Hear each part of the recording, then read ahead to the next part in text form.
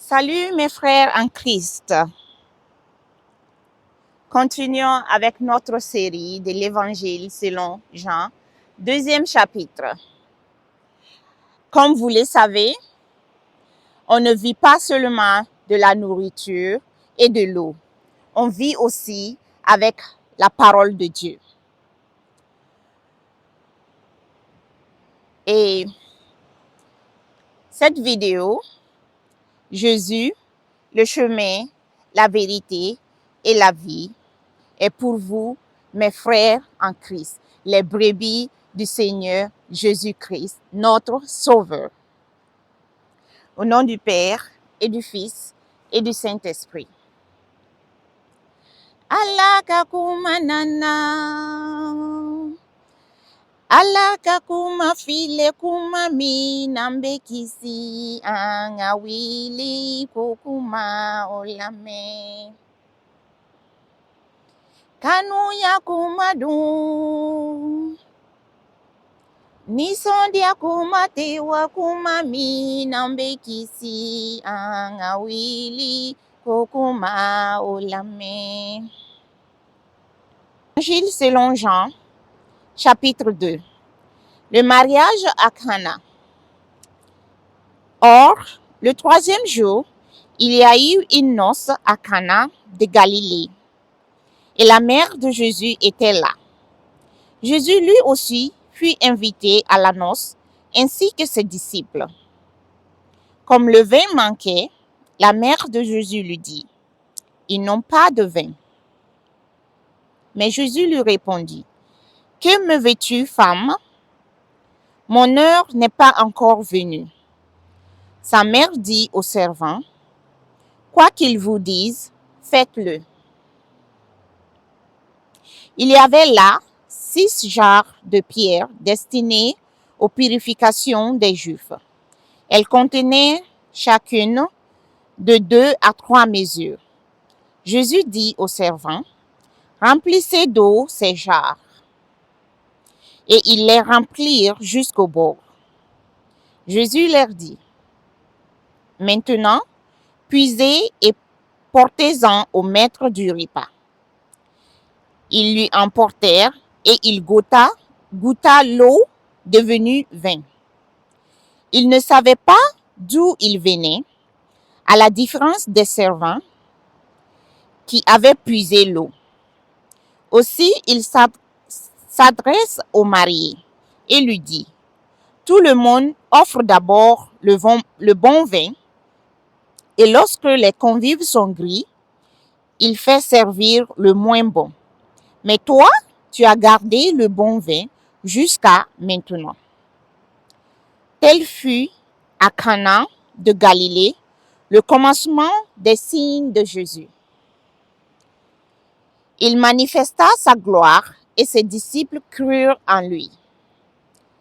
Après quoi, il descendit à Capharnaüm avec sa mère et ses frères et ses disciples. Mais ils n'y restèrent que peu de jours. Chapitre 2 continue. Jésus chasse les marchands du temple. La Pâque des Juifs était proche et Jésus monta à Jérusalem. Il trouva dans le temple les marchands de bœufs, de brebis et de colombes, ainsi que les changeurs qui s'y étaient installés.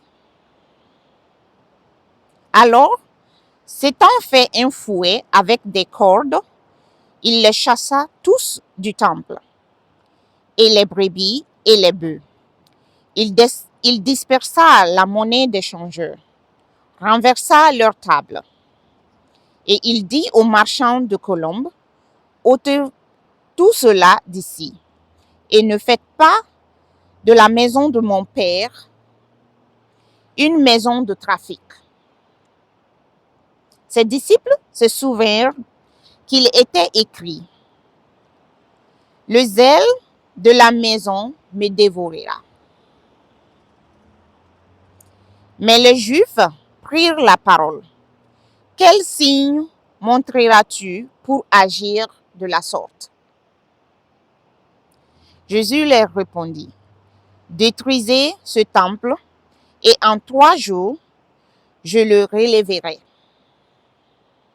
Alors les Juifs lui dirent, « Il a fallu 46 ans pour construire ce temple, et toi, tu le relèveras en 3 jours? » Mais lui parlait du temple de son corps.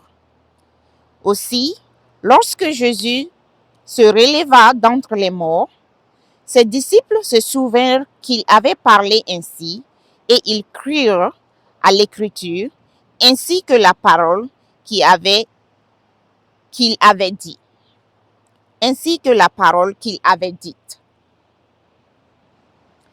Jésus se défie de certains croyants. Tandis que Jésus séjournait à Jérusalem, durant la fête de Pâques, beaucoup crurent en son nom à la vue des signes qu'il opérait. Mais Jésus, lui, ne croyait pas en eux, car il les connaissait tous.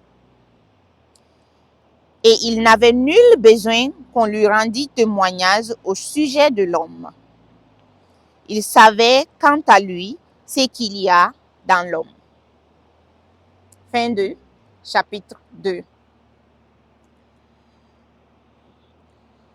Kristani bonyakakan, Yesu Kristani bonyakakan. Allah ni mandi Krista Yesu ni bonyakakan. Au nom du Père et du Fils et du Saint-Esprit. Alors, les brebis du Christ, je vous donne rendez-vous pour le reste de notre série, l'Évangile selon Jean.